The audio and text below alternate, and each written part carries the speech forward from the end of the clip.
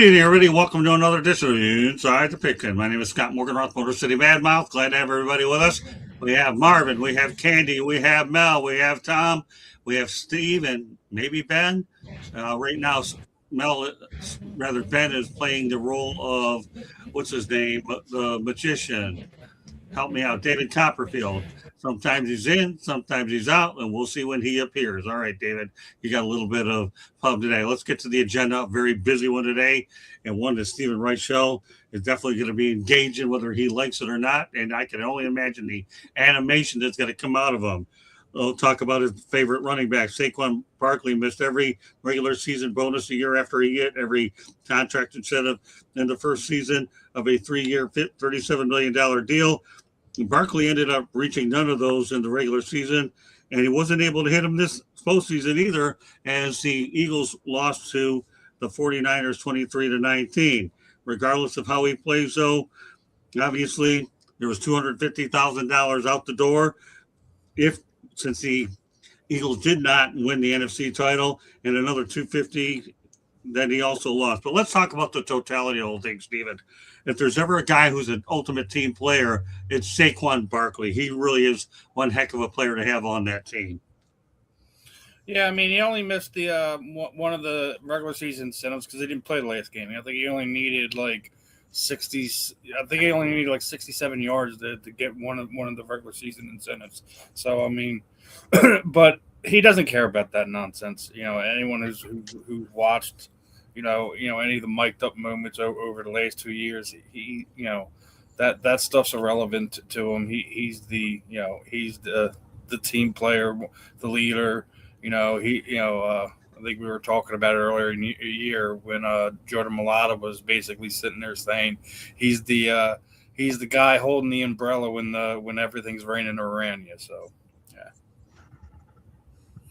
Well, again, he's a very unselfish player. The one thing he ended up getting in Philadelphia that he yearned for with the Giants is he got a Super Bowl championship. So not the worst thing. Yes, he missed a couple bonuses this year, but mark my words, Saquon Barkley isn't complaining about it. Tommy?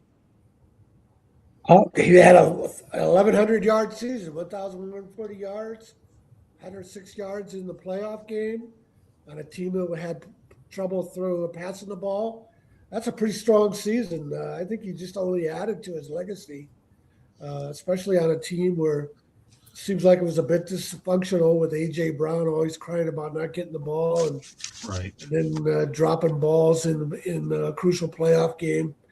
Saquon was probably the most consistent player on the team. Great season, the way I see it. Mel? I'm sure Saquon's saying don't cry for me. I mean, he got paid. That's the most important thing. He got his money. The other thing, the running game, and Marvin can attest to this, there's a lot of things that have to go right in order for a running back to be successful in the running game. A lot of things have to go right as far as the blocking schemes are concerned. I mean, he is very dependent upon his offensive line. The offensive line is not playing together as a unit. There's no continuity in that unit. He's going to be able to have the same necessity last year. And remember, they had a different offensive coordinator. Just because you run the same plays doesn't mean you're going to get the same results with a different offensive coordinator. Now, there's a certain attention to detail that you have to have in order to perform at the level in which they performed at. And they performed last year at a very, very high level. And this year, they didn't perform at a very high level. Saquon Barkley is no different this year than he was last year. Just not getting the offensive line, the continuity in the offensive line, the continuity in the offense as a whole just wasn't there. And obviously, because of those issues, and obviously it's going to reflect on his numbers as well. But again, he got paid, so don't cry for him. I'm sure he's saying don't cry for me. He's straight. Candy? When you come off a year where you had 2,005 yards rushing, it's hard to compete. I mean, it's hard to maintain that level all the time. And let's face it, all the teams were gunning for Philadelphia. So that made it even harder. Yes, offensive line was banged up at times, and that doesn't help a running back. So I don't put this all on Saquon. He's such a good down to earth character that, I mean, we talked to him last year. at the Super Bowl. Really great guy. Still over 1,000 yards rushing. Nothing to sneeze about. Great season for him. But yes, the team fell short. But there's only one team that's going to stand at the end of the season. So, I mean, let's be honest. I mean, that's only 64 yards. 1,100 yards is 64 yards a game. That's 16 yards a quarter. Marvin could probably do that. Yeah, definitely. Yeah, I'm waiting for the banner to keep going all night. I feel it. Okay. All right, go ahead, Marvin. No, that's cool. That's cool. Listen, I was a blocking fullback in my entire in my brief NFL career, man. I had one carry for 1 yard, and it was the first play I ever played in the NFL. That's one more carry than I had. You know, it is what it is, man. I was happy to be there. I know you feel the same. Saquon is an all-time great talent. And by the end of his career, he'll have the numbers to be considered an all-time great back, which, you know, he's definitely on pace for. I was really happy to see the Eagles give him some money last year. And in regards to these incentives, man, listen, these guys want to hit their incentives. They want to make their money. But, you know, as everyone has said, Saquon is a really a team guy. I think he does a great job with his attitude and disposition, just being a star in the NFL. I think he's a great look for the NFL. This is a guy who, you know, listen, it doesn't matter how good you are. If you don't have your O-line intact, if they're not able to get out there with their best five guys and put their best foot forward against these NFL defenses, you know, you're not going to have the kind of success that he's looking for, that he had last year. I think Tom had said it, you know, it has to do with some of the passing game just not being where it was. And what we saw from him last year was historic. It was something that you don't see all the time. And, you know, it's hard to be successful, you know, like he was, and then come back and do the exact same thing. He's really a victim of his own success in a way. Saquon played good this year. It's just, you know, those magical seasons don't happen every single year. And as Mel said, man, Saquon's saying, don't cry for him. He's okay, man. That guy's making his bread. And I think at this point in his career, even though he definitely wants, you know, to make money and make more money, he wants rings. You know, these guys understand how important that is to legacy, and he wants to be remembered as a champion and not just one. You know, these guys want multiple championships. I think once you have that taste of success at that level, you just want it again. So, yeah, for us fantasy fans, for us Saquon fans, we want to see him go off a little bit more this year. But, you know, like I said, it's just that's not something that you can repeat every single year. Eric Dickerson went for 1808, then he went for 2105. He went for 1808 his rookie year, then 2105. But they're committed to running the football. That's back in the 80s. That's when, you know, the running backs were making all the money.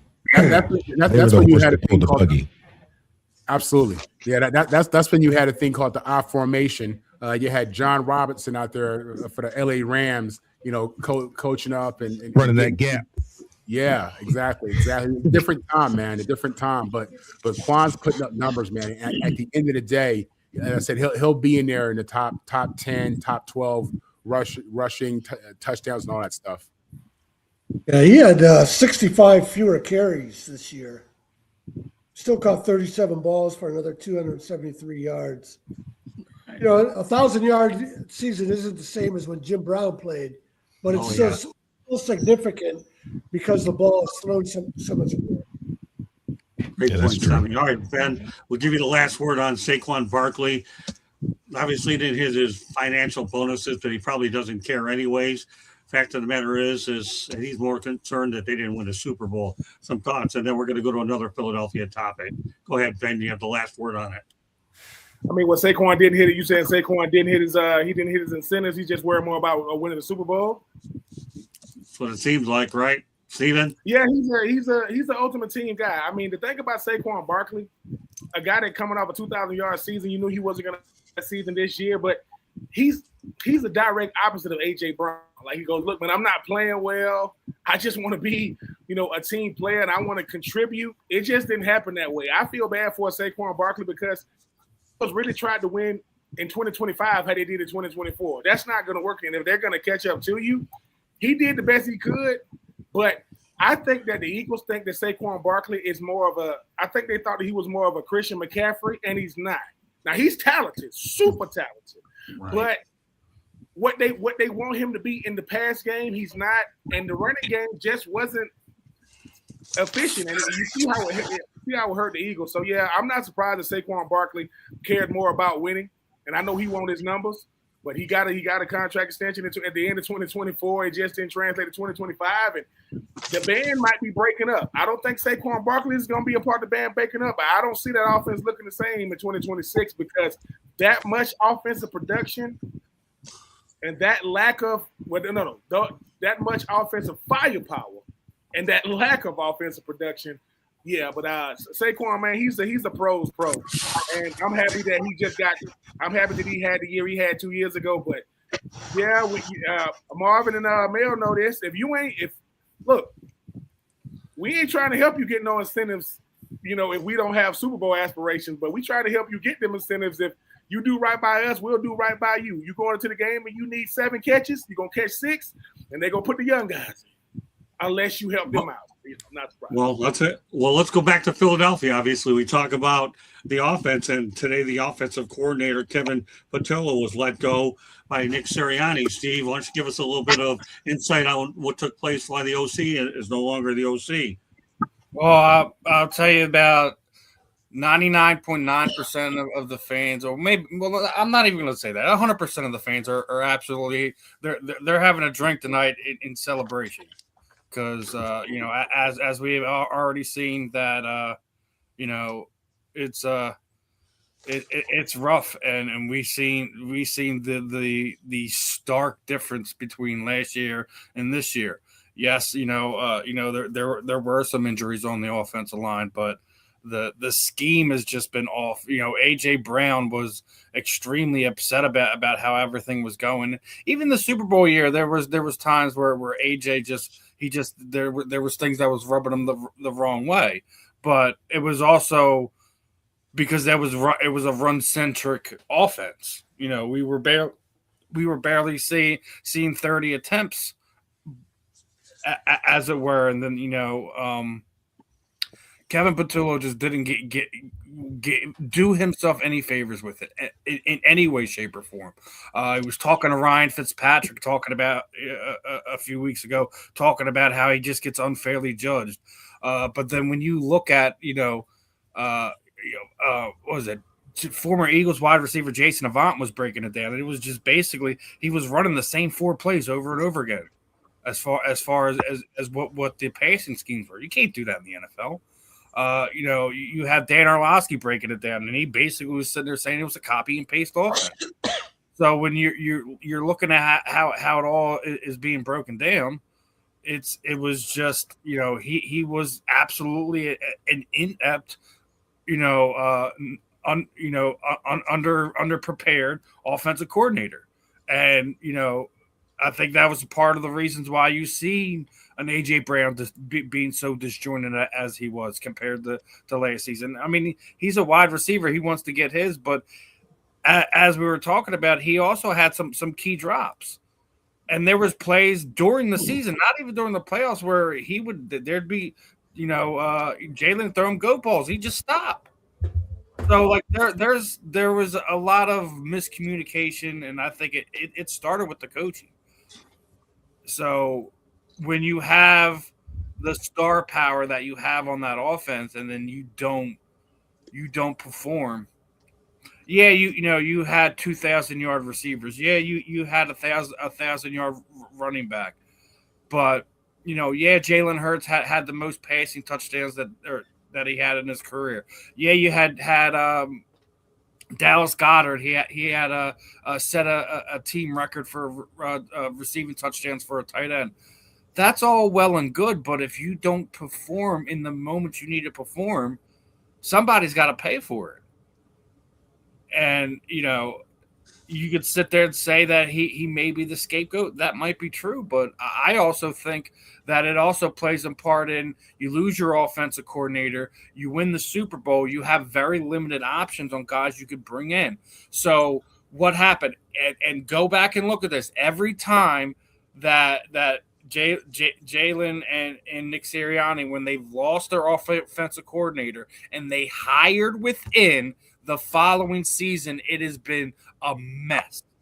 But when they hire the offensive coordinator outside of their building, they've all started head coaching jobs the next season. Every single one of them. So you have to play a couple different keys in this. I think Kevin was in a winless situation. He probably wasn't the right guy for the job, but he was in a winless situation.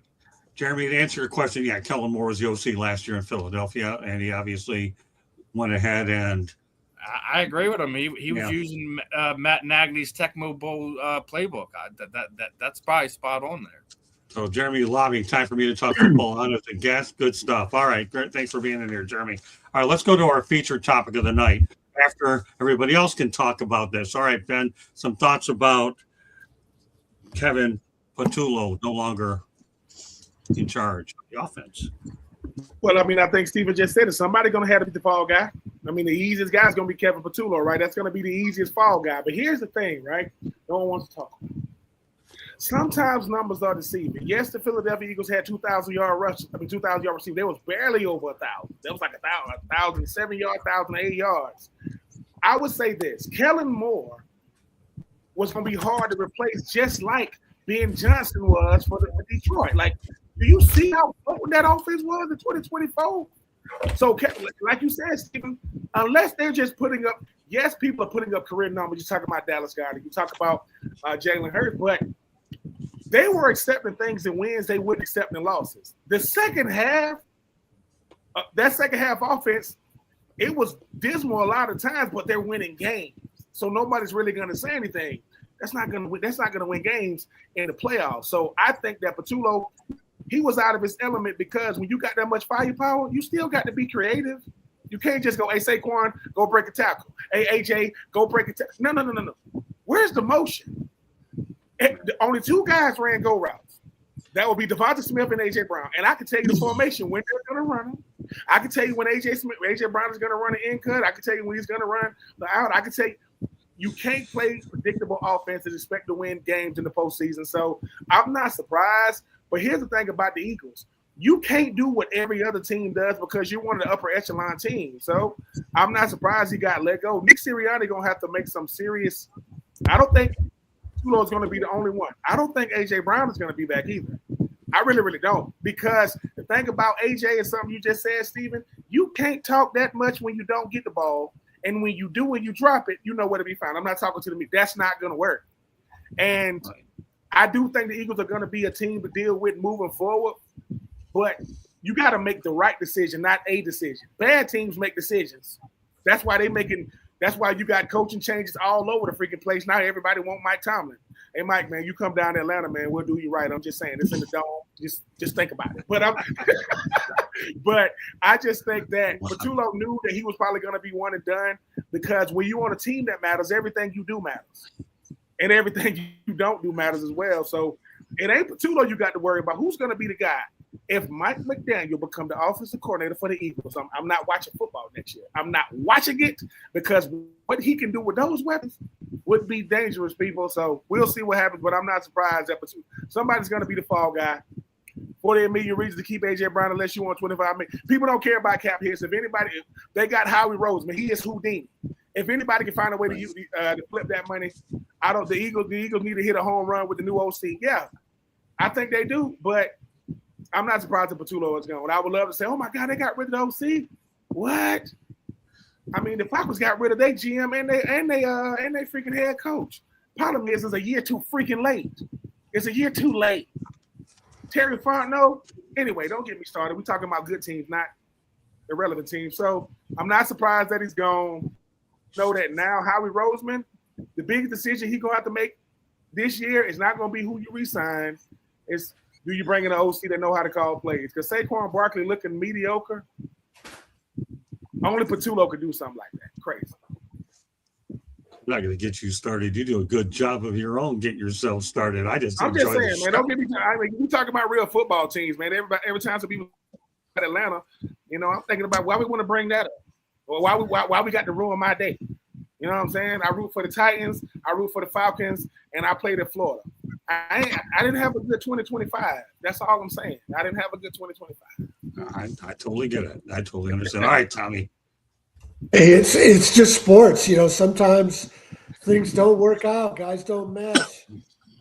He had been around all last year. He'd seen what worked with Kellen Moore. Howie Rosen had the power to not make him the offensive coordinator if he didn't like the idea.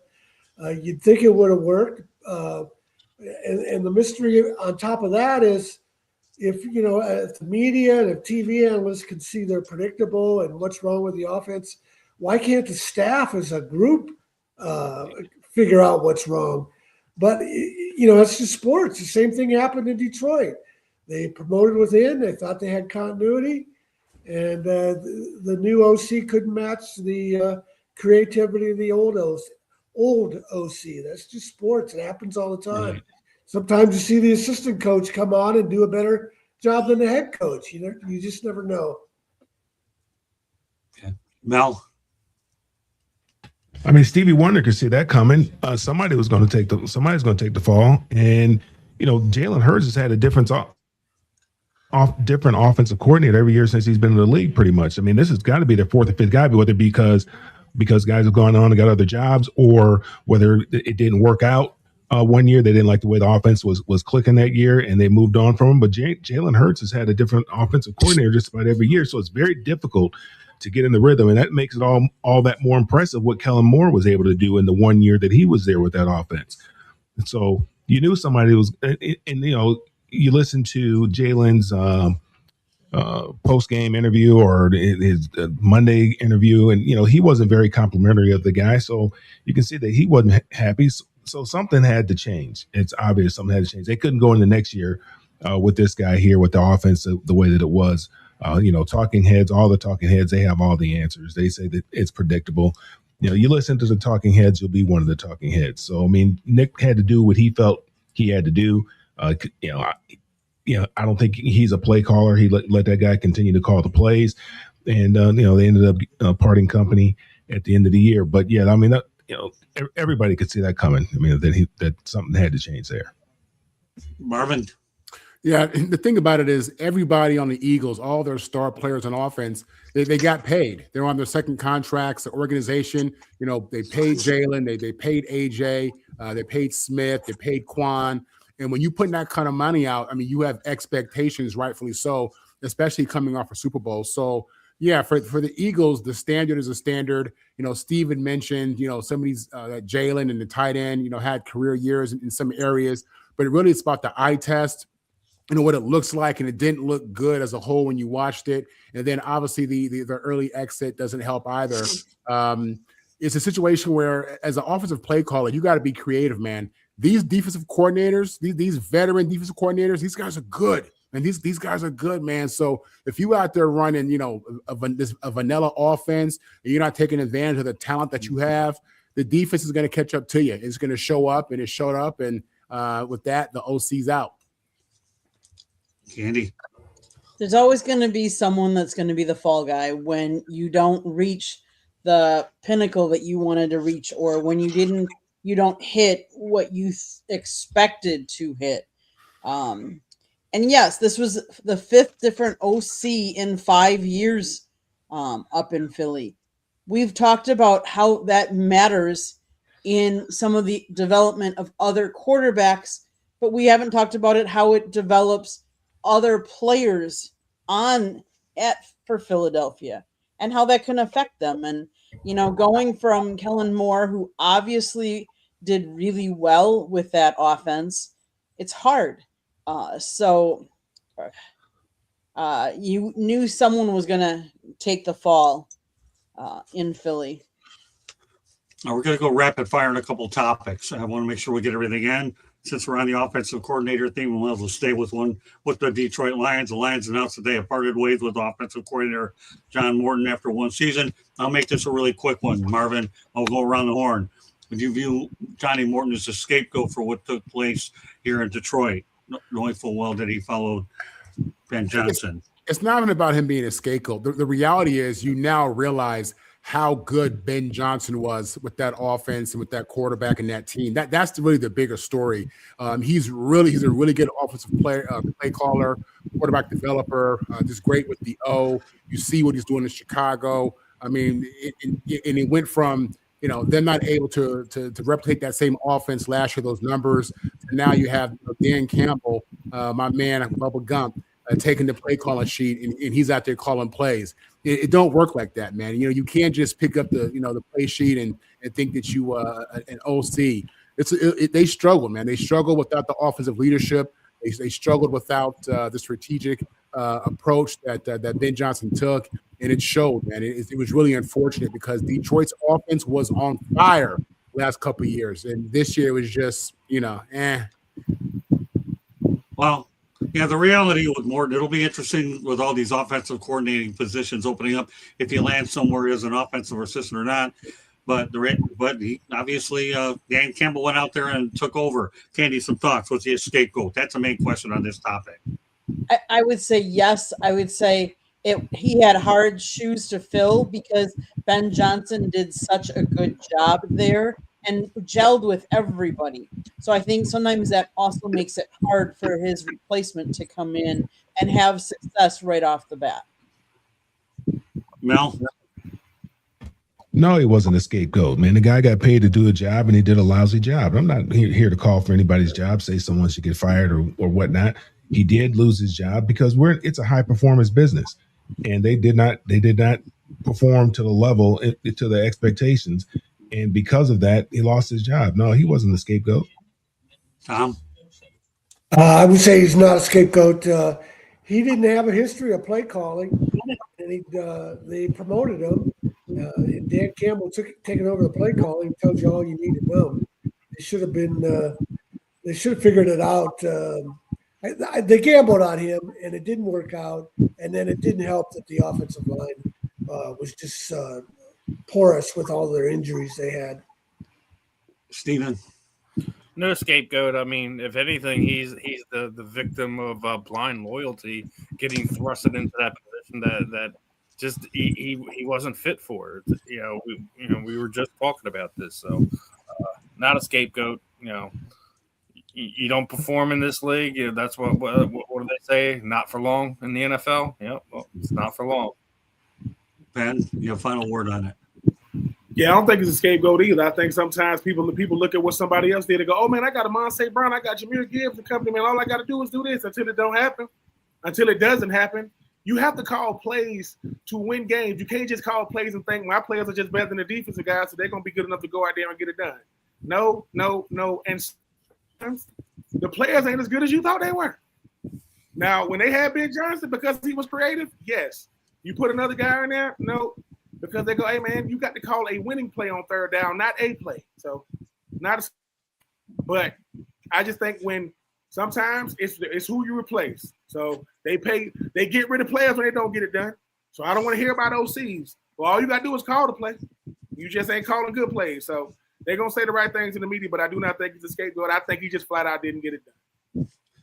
Yeah, I like what Eddie Prather said. Dable or McDaniel would be good for the Detroit offensive coordinator job. I agree. No scapegoat. We're going to go to something very different here.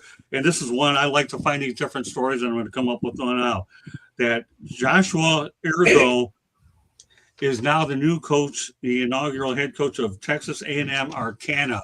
I like these stories because, again, you're talking about a guy who's building another program from scratch. We talked about one last year. So get this, Joshua Ergo, Texas A&M Arcana. With some thoughts about this guy here, Marvin.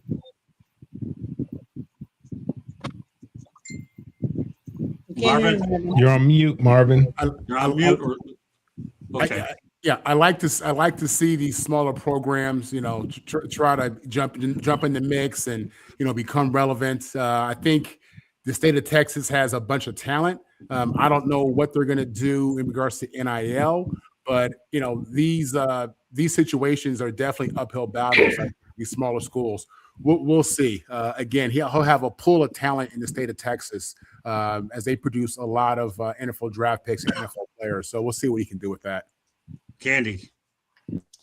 He's an American football coach, former player. They begin play in 2027. He served as a head football coach at East Texas Baptist University from 2013 to 2015, compiling a record of 14-16. In 2015, he led his East Texas Baptist team to the American Southwest Conference Championship and was named ASC Coach of the Year.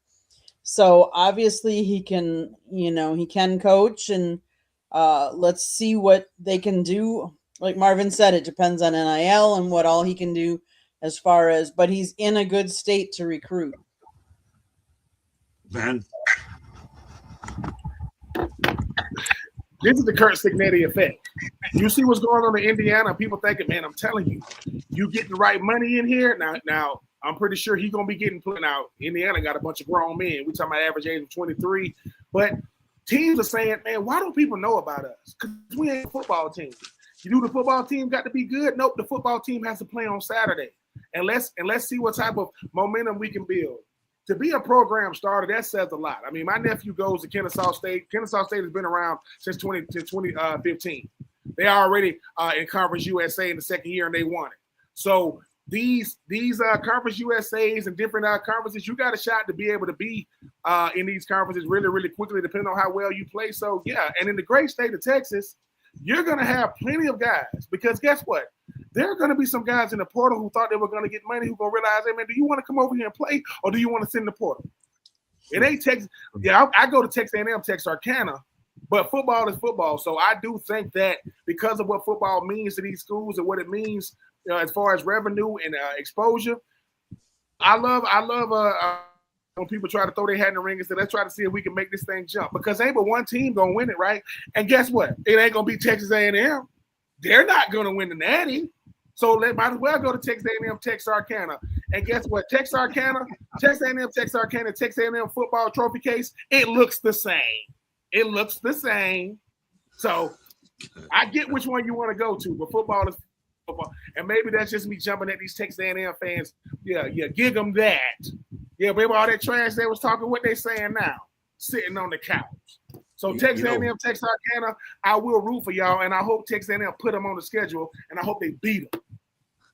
Tell me how you really feel. You make me look like a genius when I come up with topics like this, Ben. You make me look really good because I look hard for some of the. I'm on here with Mel, Mom, Tom, and you talk about the Rose What's Miss Candy. No, man, I'm just saying. I mean, upstarts got to be something that we believe. If you believe in capitalism, quote, and the American dream, you got to like upstarts, man. Anybody can deal with the Fortune 500s. Give me these small businesses that runs America anyway. Give me those. That's what I did. That's why, because of you, the way you talk about them, I keep bringing them on. I like this reinforcement from people like you that get me these Texas A&M Arcanas and the other ones we come up with, and I'll look for another one next week. Mel, some thoughts about Arcana. Yeah, I got nothing. You didn't give us a whole lot on it. Are they a Division One? Are they Division One, or what division are they in? They play football in Texas. That's all you need to know. I understand, but what level of football? I mean, Division One, Division Two. What are they? Are they in the FBS, FCS? Where they at? Well, Rolls Royce, give him his answers. I'm looking. I'm just. It's fine if you don't, because I mean we're talking like we're talking about the coach, Joshua Ergo, my man. He's taking this program and building it from scratch like every other new coach does these days. Yeah, I never heard of him, man. I got nothing. I'm sorry. Well, tonight you have. Yeah, tonight's. I mean, when we saw it, I figured you'd give us something and I could go off of it, but I got nothing. Oh, that's all right. Candy's going to give you something to talk about, right, Candy? It said in 2025. The River Red Athletic Conference. The River Red Athletic Conference. I don't even know what that is, but let's do it. Go ahead, Candy. Give them something. In 2025, the university announced that it would be adding football, and play will begin with the 2027 season. Coinciding with the announcement, athletic director Ryan Wall announced that the Eagles will be moving to the Lone Star Conference at the NC2A Division II level, starting with the 26-27 academic year. The athletics department also entered a partnership with Red River Credit Union for the naming rights to the future football stadium. The stadium is planned to have a capacity of 6,000 and open in 2028. Division II, Mel. That's all you need to know. All right, go ahead. Yeah, that's great, man. Some more kids are going to get an opportunity to play football. There you go. That's a comment I need. Thank you. All right, Tom. Yeah, we talked about this last time about the school, I think in North Dakota, that, it brings, Right. it gives the school a name, brings it some attention. The other thing it does that I didn't mention last week was that it can also bring the community and the college together. A lot of places call it town and gown. So they're not opposing each other, they're working together. Right. They're one community instead of two separate communities. And Texarkana is right there where they're close to Oklahoma, they're close to Arkansas, and I guess they draw students from all three of the states. And so if anybody needs an identity just to focus on it, it's a school like that. And then the other thing is, who knows where this coach will end up? Kurt Cignetti coached at Indiana University of Pennsylvania Right. before anybody knew who he was. And he also coached at Elon, which is a small school here in North Carolina near Greensboro. So who knows? My college historian, Tom Shanahan. Great stuff. And I've driven through Texarkana before, so I knew about this. This would also intrigue me to put in on. We'll go to another college school everybody's more familiar with, and that's 9 straight bowl wins for the Minnesota Gophers, who have the longest bowl win streak in college football going on. They finished the year 8-5. Tommy, some thoughts about the Gophers winning at least 9 straight bowl games? Well, J.P. Fleck is a great coach. He was a great coach at Western Michigan. I don't know if Minnesota will ever be more than just a middle of the pack program, though. I mean, the bowl games they're winning, they aren't the Rose Bowl or the Sugar Bowl or anything like that. So it's about as good as Minnesota can do. And J.P. Fleck is getting the most out of that program. Mel? Yeah, I mean, I think PJ Fleck is a good coach, but yeah, Minnesota's a tough program. When you're looking at the Big Ten, well, how many teams are in the Big Ten now? 16 teams, 17 teams in there right now, 18, whatever that number is. That's a tough program, and I think he's a good coach. And I think he could probably, if he ever decided to leave Minnesota, he could probably go somewhere else and do very well. But he seems to be devoted and committed to that program and to that community, and trying to make something special happen there at Minnesota. That's a tough program. I appreciate the fact that Minnesota is doing what they're supposed to do. I mean, you put them. I think you start talking about college football teams, they ain't all in the same caliber, even though they all play each other. 9 straight bowl games wins is a big feat because you got big time programs that can't even make bowl games. So everybody say no one cares about a bowl game. Yeah, yes they do. Yes, people do, and it's easy to say. It's easy to say that no one cares about bowl games when you can't even make a bowl game. So when you talk about the standard, yes, Minnesota's never gonna be, put in the same category as other schools, but that don't mean they got an incredible thing going on with the Golden Gophers. So I respect it because it shows that what they're trying to accomplish, they're getting it done. Do they make noise certain years and certain outlier years? Yeah. Will they ever be in consideration of college football national championship? It's going to probably be hard with NIL, but 9 straight bowl wins is a big time thing for us, especially with people saying no one cares about bowl games. Yes, people do. Don't let the college football playoff make you think that people don't care about bowl games. People still do, and I still think it's a great thing for the student athletes. So, congrats to the Golden Gophers keeping that thing alive because there's a team that will go unmentioned in the state of Florida that can't even make a bowl game. Two of the big 3 can't even make a bowl game. So, yeah, I respect that stuff. Great stuff. All right, Marvin. Yeah, PJ Fleck is really a good coach. Minnesota beat my Trojans 2 years ago up in Minnesota. I saw it up close watching the game, and they were tough, man, physical team. It doesn't surprise me that they've had that kind of success. PJ has built a really good program, even in this NIL transfer portal era, and it's really good for the program because what you want to do is you want to go into the offseason feeling good. You want to go into the offseason feeling like you have something going and you're headed in the right direction. And after coming off a 2-week bowl prep, you win your bowl game, you play a team, most likely out of conference, who also is excited about this. And to do it 9 years in a row says a lot about his culture, says a lot about his talent, even though a lot of guys skip. But, when you win consistently like he's doing at the end, winning those bowl games, that's a good thing, and it speaks to what you're building and what you got going on. So, yeah, for a team who will always struggle to get to the top of the Big Ten, they're a team who's relevant and a team who's real. And one of those teams, when you play them, you cannot sleep on them because they play hard and have some guys. So, yeah, it's a great feat, and let's see if they can do it 10 years in a row. Yeah, PJ Fleck has done a good job. Candy, obviously, you're from that part of the country. What are your thoughts about what they're doing up in Minnesota? So PJ Fleck is a really good coach. Let's face it, the Big Ten, as much as some people don't want to give credit to the Big Ten is a tough conference. They have some really good, obviously they have Ohio State, now Indiana they have to compete with. UCLA. I'm sorry? UCLA. Yeah, we can't forget. Who's that? I didn't hear. I don't know who that is. Yeah. That's an alley-oop for me. I'm gonna let that go. I was helping her out. College She was struggling. I was just helping her out. You were. Now, I will admit that Minnesota won the Rate Bowl this last year, the Duke's Mayo Bowl in January of last year, the Quick Lane Bowl, the Pinstripe Bowl, the Guarantee Rate Bowl, the Outback Bowl, the Quick Lane Bowl, the Holiday Bowl, and the Quick Lane Bowl again. You can be 6-7 or 5-6 and go to a bowl game.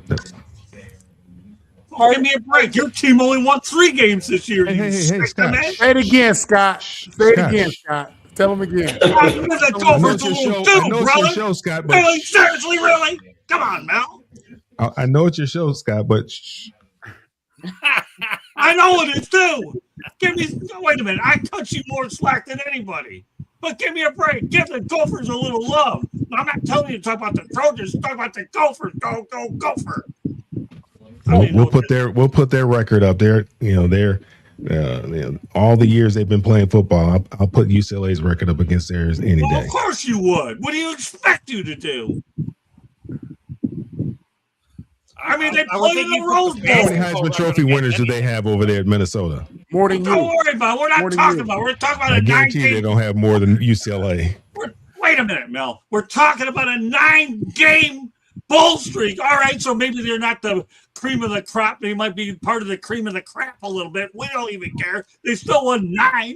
Doesn't make any difference. I got nothing. I got nothing to hang my hat on. I got nothing to fight. I know you don't, especially next year. I'm fighting with my arms behind my back. But guess what? We'll be back. 2026. This is our year. It's okay. I'm not saying the Gophers are down. Cowboys fan. Next year is our year. Next year. Yeah. You got to show that you and Marvin can go at it every Saturday and beat each other up like two people with clubs about USC, UCLA. Give the Gophers their due. Respect. That's all. Respect. All right, well, that's good enough out of you tonight anyways. All right. But all right, Steven, do you have anything to say about this 9-game winning streak until we go back to the NFL where you're more comfortable with it anyways? Yeah. The only thing I know about Minnesota is that Bronco Nagurski played for him. Other than that, that's good enough coming out of you. I mean, they might as well be on the same wavelength as UCLA. We don't know who. Big Hurt, I think, played there. Dave Winfield, I think, went to Minnesota. Charlie Sanders went to Minnesota. More importantly, now you're talking good about There you go, Tony Dungy. There you go. Well, there you Dungy go. went to All Minnesota? right, now you're getting in the ballpark now, brother. Tony Dungy, Bronco Nagurski, coming from a guy who knows less about college football than anybody, came up with that name anyways. So, all right, with that said, good stuff, Steve. All right, so let's go ahead and talk about a guy by the name of Ricky Prohl. Everybody heard about him, the former NFL wide receiver and assistant coach of the name, head coach of the St. Louis Battlehawks. Give it to us tonight. We're talking about these other teams here, the Battlehawks. We're talking about Texarkana. This is Inside the Pigskin, everybody. We talk about it all. No Canadian Football League. Sorry for people north of the border, right? But he's going to be going to United Football League. Some thoughts about the hire, Marvin? I love it. Ricky was a really good receiver in the NFL. I remember him when he was with the Rams, I believe. And I love to see these. I love to see these NFL guys getting these head coaching jobs, even if it is the UFL. It's the minor leagues to football, if you want to call it that. That's all good. But it's an opportunity for him to grow, to have a new experience, to know what his real leadership skills are. I have no doubt that he has a ton of perspective that he'll be able to give those young players who are all aspiring to make it to the NFL. So, I root for all former players in these leadership positions, and I'll be watching out for him to see what he does. I like Eddie Prather. Dave Winfield did go to the University of Minnesota. Great point. He's a baseball player. All right, go ahead, Candy.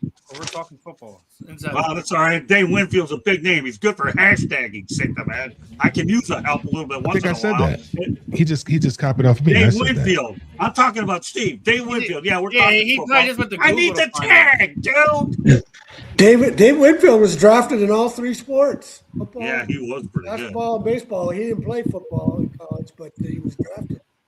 All right, go ahead, Minnesota, by the way, Mel, they won the 1960 national title with Sandy Stevens, the first black quarterback.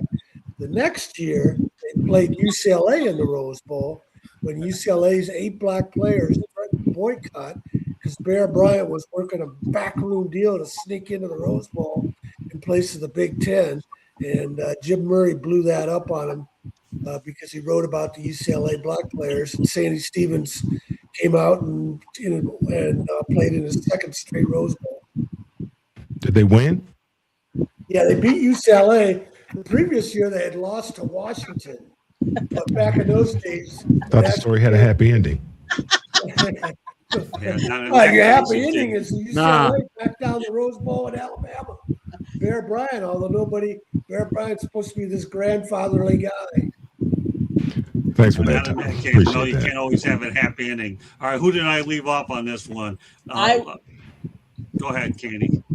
As a player, Richard Kroll was a wide receiver in the NFL for 17 seasons with Phoenix/Arizona Cardinals, Seattle Seahawks, Chicago Bears, St. Louis Rams, Carolina Panthers, and Indianapolis Colts. He played in 4 Super Bowls and won 2, one with the Rams and one with the Colts. He's originally from the Bronx. He went to high school in New Jersey, college at Wake Forest. He was in the NFL draft in 1990, the 3rd round, the 58th pick overall. He's been coaching. He was an offensive assistant for the Panthers 2011 to 12, a wide receivers coach from 2013 to 2016, and then now he was a wide receivers coach with St. Louis Battlehawks in 2023, and now he's been hired as the head coach. So he has a resume. He's been around football a long time. So good luck to him in his new job. Hey, who's left on this topic? Ben? Yeah, I'm happy for Ricky Prohl. I mean, he seems to be a guy that loves development. These head coaches that get these jobs in the UFL or really care about development. He replaces a friend of mine, man, Anthony Beck. We used to live in neighborhoods right beside each other right there in Tampa. Even though he played for Tampa, I played for Tampa. Anthony get to go back to Florida. I think he's the head coach of Orlando now. And Ricky Prohl played 17 years in the league. I mean, he was a part of the greatest show on turf. He knows football, and he was, as Candy said, he was on that Battlehawks staff. And when Anthony Beck moved on to Orlando, they named him the head coach. So I'm happy for him. And if you are an assistant coach as a former player, everybody wants to be a head coach. And I think sometimes people think it's got to be in the NFL, got to be in college. No, I want to know how I look running the team. The UFL does a great job of helping players develop, either players that never got a shot in the NFL coming out of the draft, or players that kind of got cut in the NFL trying to get back in the league. So I'm happy for Ricky Prohl. And for what I hear about him, the guys he's coached in the league, he really knows his X's and O's. He really understands, how to get things done. And like I said, I was really happy for Anthony Beck when he became the head coach of the Blackhawks. And then now he's getting replaced by a guy he brought on his staff. That's got to feel good for Anthony. Now Anthony and Ricky Prohl get to compete against each other. So congrats to both gentlemen. And hopefully Ricky Prohl, he's ready for this head coaching gig. And like I said, coaching a side of the football or a position in football is not the same as running a team. I'm pretty sure he's gonna be picking Anthony Beck's brain a lot, even though they got to compete against each other this year. Great stuff, Ben. Okay. Josh Allen wins his first round playoff game in his NFL career. All right, we're going to go rapid fire on this one. Glad to see it, Marvin. Yeah, definitely. Listen, the Bills hadn't won a road playoff game in years. And the reality is they went into Jacksonville, tough Jacksonville defense. Jacksonville offense was on fire. A lot of people thought this might be the year for Jacksonville. But no, Josh Allen went in there, played a great game. He did what MVPs do. And he's just really adding his name to the list of just clutch quarterbacks, all-time great quarterbacks. Obviously, he needs a Super Bowl to really get to that level. But when you win a game like this against Jacksonville at Jacksonville, when Jacksonville's on fire, offense and defense, it's a big-time move, man. And it's only going to aid to increasing and making his legacy even greater. Candy? Josh Allen did what he needed to do to solidify himself as MVP for this game. Let's face it, he was injured. At one point they checked him out for a concussion. At another point he hit his hand on a helmet. Then he twisted his knee in that game. He did what he needed to keep the ball as long as he did near the end and to score, because this was a seesaw battle back and forth. And Jacksonville I believe they had the ball at the end, but they didn't have a lot of time left on the clock, and they just couldn't get where they needed to go. But seesaw battle, kudos to Josh Allen for coming up on top. They said that this is possibly his year because he doesn't have the roadblocks in front of him that he's always had before. So we'll see if that's true or not.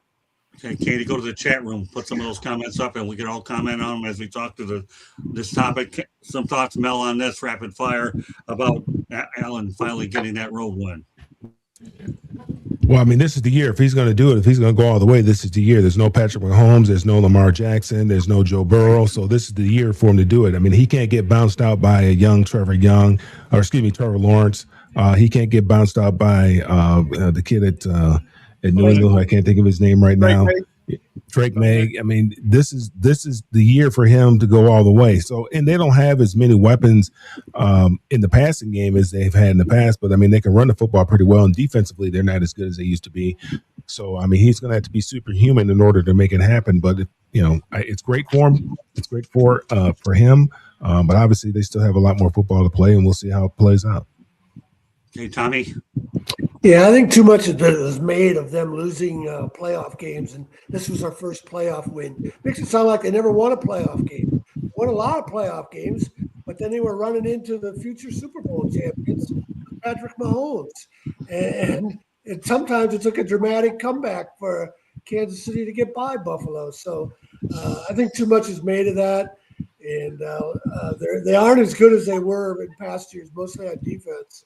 So it was a great win for Allen. I don't know how far they're going to go though because of their defense. Steven.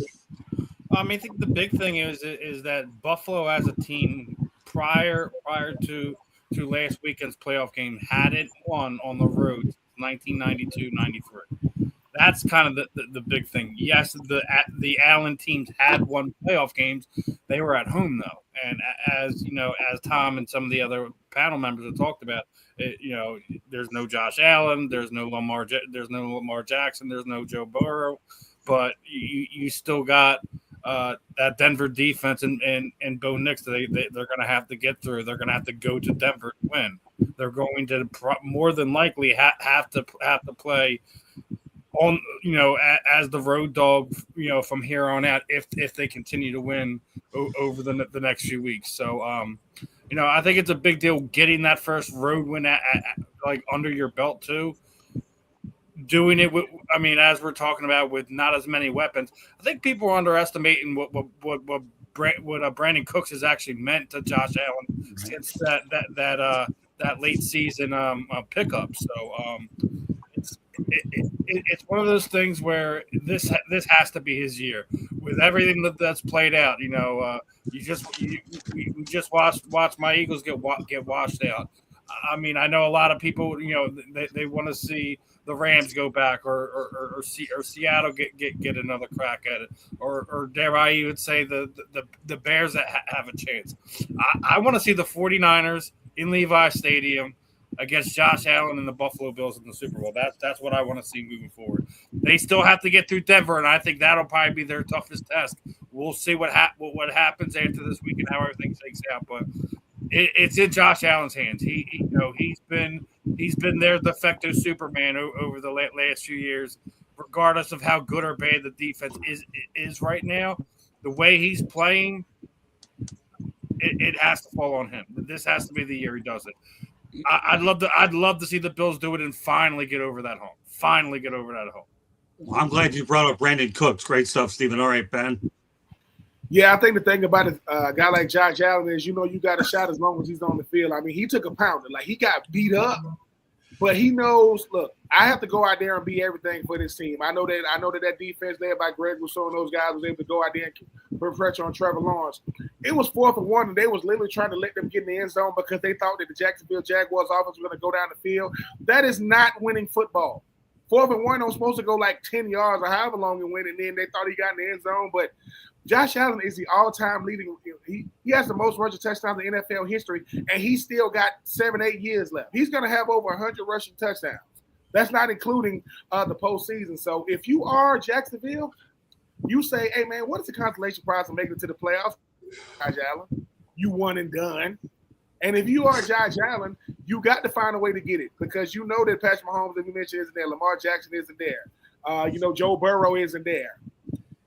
And I think that for this Bills team, the thing about Josh Allen that doesn't be talked about enough, yes, he gets a lot of unfair criticism when he doesn't win because of the player that he is, but he has to play well for them to win. He's not in a position to where he can play okay and they win. Keon Coleman is supposed to be his number 1 receiver, and he's been a healthy scratch 2 games in this season. He had 1 catch on Sunday, and they still won. Name a team that your number 1 receiver barely has 600 yards receiving the whole year, has been a healthy scratch 2 games, and you still moving on in the playoffs. So congratulations to Sean McDermott, because people talk about coaches that are under pressure. Nobody's under more pressure than Sean McDermott year in and year out, regardless of who's still in the playoffs. But I was very impressed with Josh Allen because when he went out for concussion protocol, I would not have to want to be that trainer to have to go tell Sean McDermott he's out. That trainer was like, please be okay. Hey, Allen, how many fingers do I got up? 2. Coach, he's good. He could go back in. But shout out to Buffalo because they finding a way to beat teams that had good seasons, but they don't got to. But Trevor Lawrence is a good team, a good player on a good team, and Josh Allen is a great player on a good team, and the great player and the good team moved on. I'm looking forward to see how they handle that Denver air and that Denver defense. Okay, we're going to go rapid fire on this one. Bills favored over number 1 seed Denver Broncos. Do you like it, Marvin? I get it just because they got the MVP coming to town. The thing about it is Denver has a decent defense. More importantly, they got Sean Payton and Bo Nix, running that offense. I think this could be Denver's year. I think Bo Nix is just an ascending quarterback. But Vegas obviously likes the MVP. They like the performance of Josh Allen from last week. Again, this guy's on fire, man. He's in the middle of his prime right now. And I just feel like he realizes he has to get that Super Bowl to really get to that next level of conversation for him in regards to who he is and where he ranks. Andy? This one's tough. I mean, because here you're talking about a veteran, an MVP, going into somebody else's home on the road, going into Mile High Stadium and trying to beat Bo Nix. But I think we'll see a difference in the rushing game. I think James Cook will come out and he's going to outlast RJ Harvey. And I think Buffalo is going to take it. I hope my boss isn't watching because my boss is a Broncos fan, but hey. Now, I'll just say that Josh Allen is a player of destiny, and maybe your boss will get over it, but we'll see. I don't know. I'm not lobbying between. I'm just glad he gave you the time off the Senior Bowl. All right, go ahead, Mel. I mean, Vegas must know something that we don't know. They're playing in Denver. We know that's a very difficult place to play because of the altitude. Buffalo's defense is not very good.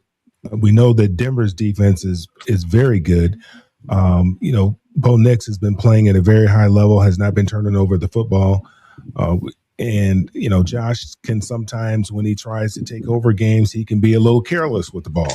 So, but evidently Vegas knows something that I don't know. But I'm very surprised that they are a favorite playing in Denver. But it should be a good football game. I can't say that I'm a Sean Payton fan, but the way that he's turned around that football program in the last couple of years, and what he's done with Bo Nix and what he's done with that defense, you have to take your hat off to him. I mean, they're playing very good football right now. Tommy.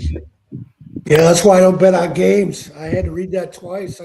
When I saw the Bills were favored, I assumed the Broncos would not only be favored, but pretty heavily with a defense playing a Mile High Stadium or whatever they call it nowadays. And that's a surprise to me. I hope the Bills win, though. I'd like to see the Bills win. Yeah, I'm going to take a little bit from everyone. I'm absolutely surprised that Buffalo was going in there the favorite, being that Denver's is the top seed, and they do have an amazing defense. They have Patrick Surtain too there, who absolutely makes wide receivers disappear. So, Buffalo's going to have to rely on Josh Allen's legs, on Cook's legs, but I think you're gonna have to see big games out of their tight ends, both Kincaid and Knox, in order to kind of get away from the shutdown secondary that Denver has. So it's gonna take an effort, but I'm kind of with Candy on here. I think it's gonna be one of those close games, but I think the magic runs out of there in Denver. Buffalo now being the season's team, like I get it that Denver was in the playoff last year, but they didn't have a deep run last year. They do have experience, but I think Denver being there the last handful of years and having experienced those losses is going to kind of be the difference, because they're not going to be able to give up. They're going to have that extra fight in them to go do that they are going to Denver. They have a lot to prove this year, and I think that they're at the very least going to upset the Denver Broncos, regardless of if Vegas has them as the favorite or not. That's an upset. I don't care what anyone says. When you're the 5 seed and you beat the 1 seed in the divisional round in their house, that's an upset. That doesn't matter what Vegas says. Okay. Ben. I mean, when I'm looking at the stats, I'm looking at the regular season. You talk about Bo Nix, he had 25 touchdowns, 11 picks. Josh Allen had 25 touchdowns, 10 picks. The difference is one is the reigning MVP, and the other guy, he's probably been the best quarterback the last 2 years, not named C.J. Stroud, because of what Bo Nix has meant. I think the reason why I go with the Buffalo Bills is because Josh Allen is going to do whatever he got to do to win. He does not care. He's going to throw his body around, and that defense going to make it. That Denver defense gets extremely stingy from the 20-yard line in. And the closer you get to the goal line, they don't give up a lot of touchdowns. But the fact that he got James Cook and Sean McDermott coming, they're gonna say, "Look, dude, what you want to run? We ain't got time to be trying to walk away saying we left something in the tank. If it's got to be a flea flicker, they're gonna run it. If it's got to be a double reverse, they're gonna run it. When you in the playoffs, you ain't got time to be saying what you want to run. Let's go out there and try to make some plays, because Mile High is high. It's hard to win there." Patrick Surtain was a second-team All-Pro. Do you know how good those cornerbacks got to be? Then Cooper DeJean, right, and Quinyon Mitchell to beat first-team All-Pro Patrick Surtain. So I like Buffalo only because experience matters in the playoffs. It does. Understanding the situation of football, understanding the weather, understanding what's going on, understanding what's at stake. And Josh Allen knows he's playing for legacy. He's done almost everything you could do in the regular season. Postseason. They pay you to win enough games in the regular season to make it to the postseason and to get it done. I like Buffalo, but I don't feel good about it, because it's going to be hard to beat Denver at Denver. But I think Buffalo has the X factor in Josh Allen. And like I say, he's ready to take a beating this year. He took a beating in Jacksonville. He might as well put on a lot of, he might as well, dip his body in some Epsom salt, take some pain medication, put on some Bengay. He going to need it all, because they're going to hit him often and they're going to hit him hard. But I think his mind and body is built to deal with what he got to deal with to get to the Super Duper Bowl. Hey, Candy, when you go to the store, give me some Bengay. I need it now that Ben brought it up. Put on the grocery list. I need it every place. All right, well, I'll tell you what our featured topic of the night is, the headline of the night. Could Dan Marino have won multiple Super Bowls with the Pittsburgh Steelers? Well, this is a really interesting hypothetical question. Dan seems to see that he would have won multiple Super Bowls if he was drafted by his hometown, the Pittsburgh Steelers. He says, well, looking back at their teams, I probably have won Super Bowls. I really do, because their defense had because of the defense they had. Well, there's no argument there. But the one thing the Miami Dolphins had was Mark Duper and Mark Clayton, and they let him get all the stats that he wanted. But would he have amassed 60,000 yards there? Don Shula let him do whatever the heck he wanted. And obviously, as I mentioned, he had great receivers like Mark Duper, Mark Clayton, Mark Ingram and company, where Pittsburgh runs the football. When Jimmy Johnson tried to run to the pound, Dan Marino couldn't handle it, because all Jimmy Johnson did was win Super Bowls, and Dan Marino got toasted by Jacksonville like 61-62-7. So, Dan, take your ego and stick it where the sun doesn't shine, sick the man. You can't take your cake and eat it too. You can tell my voice is cracking over this, sick the man. I don't like you. Yeah, you probably could have won Super Bowls there, and you're the best quarterback that probably hadn't won one outside of Dan Fouts. I'll still put you number one, and I don't like you anyway, so period. So, yeah, could you win them under Chuck Noll? Fine. But Don Shula let you do whatever you want. He gave you a Duper. He gave you Clayton. He gave you Ingram. He gave you everything you wanted, and you blew it. Shut up, Dan. I hate you. But you probably could have. All right, Marvin, follow that. Listen, as a Jet fan, I'm very familiar with Dan Marino. The Miami Dolphins are our rivals. And listen, I actually have admiration for Dan as a quarterback. You know, this guy was a phenomenal passer, just a really great player. I couldn't imagine, Duper and Clayton without Dan Marino. If Dan Marino had gone to the Steelers, his hometown, I have no doubt that organization probably could have put together a Super Bowl run for him. It's unfortunate that he didn't get a chance to go to the Steelers. There was some nasty rumors about him during the draft process for him, and he got kicked from a top 5 pick down to the end of the first.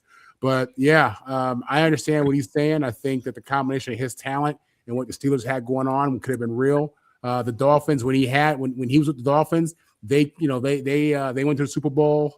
They had some playoff runs. They ultimately never were able to get over that hump. But he is every quarterback's favorite quarterback. All the quarterbacks that came after him, they list him as their favorite quarterback. Man, he was smooth. Man, he had a rifle, a pure drop back passer. Much different than today's quarterbacks who are all they're all athletic. This guy was a drop back, stand up, and just let it rip. Seeing him in a Steelers uniform would have been classic. Well, I mean, all the other thing I'll say that can compliment Marino. That's hard for me to do it, because he had the quickest release I've ever seen. So yeah, he didn't get sacked for sure. He had a great quick release. And I tell you, I wrote a story on Mark Clayton and Mark Duper, and they were great receivers. I mean, if you can't amass that many yards, yeah, I think he could have won Super Bowls there, but the Steelers didn't want him. And as a result, he didn't win one. You can sit there and look in the past all you want, Dan, just like your isotoner gloves. Who cares? I remember those. But the reality is you couldn't win with the Dolphins, and Don Shula let you do whatever you wanted offensively, and you got in the Hall of Fame despite your individualism. Period. Take your isotoner. Wow. And like Marvin said, don't get on my bad side like Dan Marino did. And I can tell lots of stories that I don't like this guy over at Super Bowl 33, but I don't have enough time, and I got to make sure Ben gets his 2 cents on this topic at least. All right, Ben, now you get your 2 cents in on this topic, because I know you have to skate out of here at 10. I would say no. I don't think he does win a Super Bowl with the Pittsburgh Steelers, because he wouldn't want to do it the Pittsburgh Steelers way. The thing about a guy like Dan Marino, I mean, listen, I love Dan Marino. I mean, Dan Marino was one of the best throwers of the football. But you know how easy to say I would have won one based on what they did without me? No, it don't go like that. Because you the guy that got to make it go. And the thing about the Pittsburgh Steelers is every time they win Super Bowls, people love Terry Bradshaw, not like Terry Bradshaw. He did it now. He had similarities to a Dan Marino, but he still, listen, at the quarterback position, you got to be willing to adjust who you are in order to go out there and win games. When you talk about throwers of the football, Dan Marino is going to be in that category. But you can't be given as much as he was given down there in Miami, not winning to say, well, if I was somewhere else, you know how many players can say that? Man, if I was somewhere else, man, I would have done this and I would have done that. No, because you still you. They still got to deal with you. And the thing about it is, when Terry Bradshaw was doing it, he didn't care about all them yards, but he had Stallworth, he had Swan, right? And we talk about Franco Harris and those guys, that was beautiful football. The best quarterbacks in the world care about winning, and they care about adjusting what they do to win. Not, hey, I want my stats to look good, but I still want to win. So I don't know Dan Marino like that. I mean, I've heard some things about him, when I was in the NFL as far as like how he was. Yeah, you got them alpha male dominant type personalities, but the problem is Dan Marino is Phillip Rivers. They put up big time numbers. I'm talking about, but when you don't win it, people gonna like, well, why didn't they win? They ain't have no good players. No, they had good players. They ain't have no good coach. No, they had a good coach. Well, what was up? Hey man, I mean, sometimes the best you have doesn't mean you're gonna win it. So I don't like that. If I was with Pittsburgh, I would have won it. Nope. And the reason why I say nope is because the Rooney family understands this. Look, we want to draft players that are willing to adjust who they are, what they are for the betterment of the team, and look past it. They already got a Dan Marino. His name was Ben Roethlisberger. Check the numbers and the rings. So they did it with Bradshaw. Obviously, they did it, with Ben Roethlisberger. But I think it's good. I think it's good conversation to have, right? I think it's good conversation to have, right? But just because you say we would have won it with me, based off of what you did in Miami, so Miami is not this. Come on, Ben. The reality of the situation is Jimmy Johnson. Everything you're saying is what I just said a few minutes ago, Ben. Jimmy Johnson won couple Super Bowls in Dallas, for God's sake. Dan, this is the formula to do it called a running game. Really? Seriously, really? I know I'm not going to sleep now. Forget that nonsense. But the reality is this. Jimmy Johnson laid it to him on a silver platter. And Dan Marino, ego.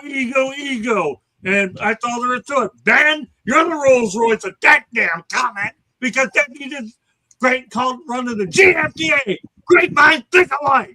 Period. Am I loud tonight? Yeah, I don't care. We all can do. Listen, me, Mel, and Marvin can do shoulda, coulda, wouldas all day. Hey, man, you would have put me in this office right here, man. I'm trying to tell you, I would did this and I would did that. But we have to. Football. Look, you got to deal with the place that you at. Don't give me that. You know what? If I played for the Pittsburgh Steelers, we probably would have won 2 or 3 right now. And guess what? Pittsburgh Steelers' legacy is so great. No one cares about Dan Marino. That's how good they were in Pittsburgh. We had Terry Bradshaw. They had Ben Roethlisberger. And guess what? They haven't been good since they got rid of both of those guys. Since they got rid of both of them, they haven't been that position even with a guy like Aaron Rodgers. So Dan Marino, what, you sitting in the bar talking about the glory days of what shoulda, coulda, woulda. They gave you 17 seasons in Miami to do it. 17. Stop it. Move on. And he even got a road named after him. Give me a break. And he was on Ace Ventura. That too. I think God I need to get a ticket on that stupid road. It'd be double depressing. All right, so I'll get you out of here on one more thing here real quickly, Ben. I know you have to get going, and then I'll let the crew talk about Dandy Dan Marino and the ego. Okay, he only got to 1 Super Bowl and never made it back anyway. But give me your thoughts about the fact that the Steelers and Mike Tomlin are no more after 19 years, and the fact that the Steelers have lost 7 straight playoff games. Ben, and then we'll go ahead with the rest of the group on both topics. One thing I respect about Mike Tomlin is he's never going to be a guy that's going to be in the way just because he can. That the Rooney family, say what you want about them, they understand coaches. They've only had 3 in the history of their franchise. Mike Tomlin's never had a losing season, but he knows, man, they don't pay me to have winning regular season. They pay me to get it done in the postseason. And he's looking around saying, am I helping this team get better or am I a hindrance? I don't know. I heard what you were saying, Marvin. I don't know what happened with that conversation because the Rooneys, they seem to be a class act as far as like how they make decisions. But Mike Tomlin is saying, dude, I don't want to be around just because I could be around. 19 years? 19 years in the league as a head coach? Man, I mean, that's an accomplishment within itself. Mike Tomlin, to me, wasn't around just because he could coach. He was around because he was an incredible coach. But if you haven't won a playoff game since 2011 or whatever it is or however long it's been, you got to start looking in the mirror. And he said something at the end of his press conference. And Mike Tomlin was great. He said, look, man, he said, listen, it's not about what you say, man. It's about getting it done. We talk too much in our business. And I think he realizing that he got to explain himself too much. I don't know where he's going to land. Like I said, there's this real nice organization in Atlanta, Mike. If you want to get rid of them frigid temperatures to come inside the dome, we can talk about that another day. But I respect Mike Tomlin because he was an incredible coach for 19 years, and he gave it all he had. It's just he's starting to realize I don't know how to pick a quarterback. And I don't want to. And he don't try to live off who he was. He live off who he is. And I don't want to live off what I've done. I want to live off what I'm doing. And I wasn't getting it done, flat out. If a Baltimore kicker missing a kick is the reason why I'm winning, and it's not because we dominating on the field. 19 years, sometimes your message runs dry. Sometimes people respect you, but it ain't hitting the same way. I mean, you coach Joey Porter Jr., senior and junior. It's time to move on to greener pastures, and we'll see where he ends up. But I do respect the job that Mike Tomlin done since he came over as a defensive coordinator of Minnesota Vikings, on the strength and word of a one Tony Dungy. I'm always going to remember when he got hired. But to be in one spot for 19 years, when you got coaches getting hired and fired every 2 or 3 years, says a lot. But we'll see where he ends up. But it's going to send shockwaves. I still think the Baltimore Ravens are still the number one landing spot right now, but Pittsburgh is right there. I think Pittsburgh has jumped everybody else as the number one landing spot. But how do you replace 19 years of production? It's going to be hard to do it. But I just respect Mike Tomlin and the player he is, the player's coach he is, how he used to hold court. When you talk about them press conferences, man, I like the fact that he was answering these questions, but he's going to be missed. But he did it the right way. He didn't make no excuses. He is a Super Bowl champion. But if the best you got is picking a 42-year-old quarterback to take you back to the Super Bowl, it's time to move on, man. And I respect, like I said, I'm going to keep saying this. Aaron Rodgers was born in 83. I was born in 82. So I respect them early 80s babies. You already know what it is. But Aaron Rodgers belongs over here with us. He do not need to be out there. And he can't pick a quarterback. So we'll see. But I respect Mike Tomlin's entire career. And but he knows it's about Super Bowls, not regular season division championships. And 19 years is a long time. And he got to do some of the sports that's hard to do. When you get to walk away on your own terms without getting shown the door, that's hard to do. And he got to walk away on his own terms. We'll see what his next act is. All right, well, I'll tell you what your next act is right now, and that's let everybody know how they get a hold of you. We'll see you next Tuesday night. Listen, get a hold of me. I think I'm True Benjamin right now on X. I've been hacked 2 or 3 times. I don't know why people keep hacking me. I don't know why. And I'm on BH84 on X. Not X, but Instagram, Facebook. And like I said, man, tomorrow on the Fan in the End, I'm looking forward to my homie Steven telling me why his Eagles ain't moving on. I'm gonna say, look, man, it happens, man. Listen, Steven ain't used to losing, but Steven, listen, man, me and Marvin, man, we Jets Falcons fans, man. You don't know losing, no pain. Tell him. Y'all act like I didn't grow up with Rich Kotite as my head coach. Like, what are you talking about? Man, we had a coach that used to leave. I had a coach that used to leave 2 tickets for Elvis. That's what I had to deal with. I forgot Jerry Glanville used to do that. Oh, come on. Jerry Glanville's not a bad guy. All of you guys, all of you gone to a Super Bowl, though.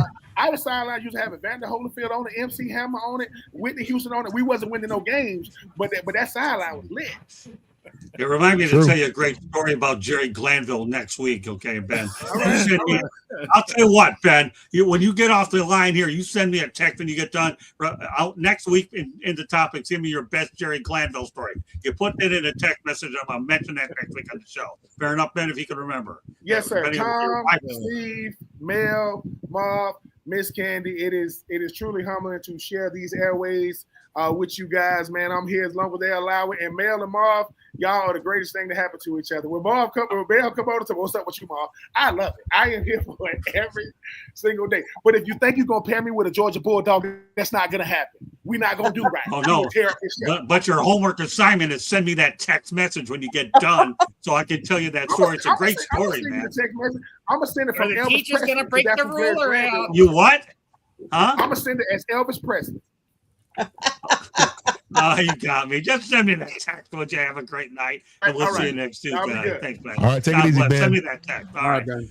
All right, so let's continue the theme here as we were before. I want to make sure you got their thoughts in there. So where were we now that he threw me? Dan Marino. Dan Marino. All right, Candy. Now you told to give me your thoughts real quickly about Dan Marino. What could have been, what should have been, or what wasn't. He played for the Miami Dolphins for 17 years. I mean, that's a long time. Obviously, he's best remembered for his quick release, his powerful arm.